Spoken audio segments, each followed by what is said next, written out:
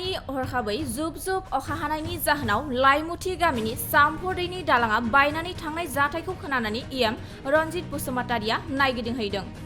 दासान्दै थाद'नाय गैयै जुब जुब अखा हानायजों आसाम नाङैनो बाना लोमसावदों। बेबायदिनो साननैसोनि अखा हानाया जोबोरैनो आलादा आरो सोमोनांथावसिन जाहोदों।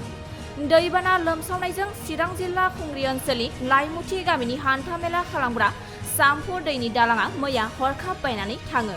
बे दालां बायनायखौ खोनानानै हरखाब इएम रनजित बसुमतारिया नायगिदिंहैनानै सोलिथ'नो थाखाय थाबैनो उफ्रा लामा बानायनानै होगोन होननानै खोथा होयो, जायखौ गामिनि सुबुंफ्राबो इएम रनजित बसुमतारिनिसिम गोजोननाय फोरमायो।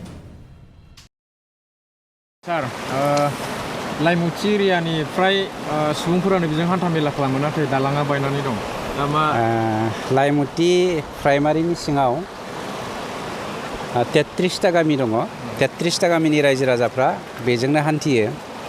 जाउनाव थांनाय देग्लाय नङा बोसोरनैनि सिगां बे दालांखौ दंफांनि दालांखौ जोंनि सरकारनिफ्राय बानायनानै होनाय जादोंमोन टेम्परारिलि।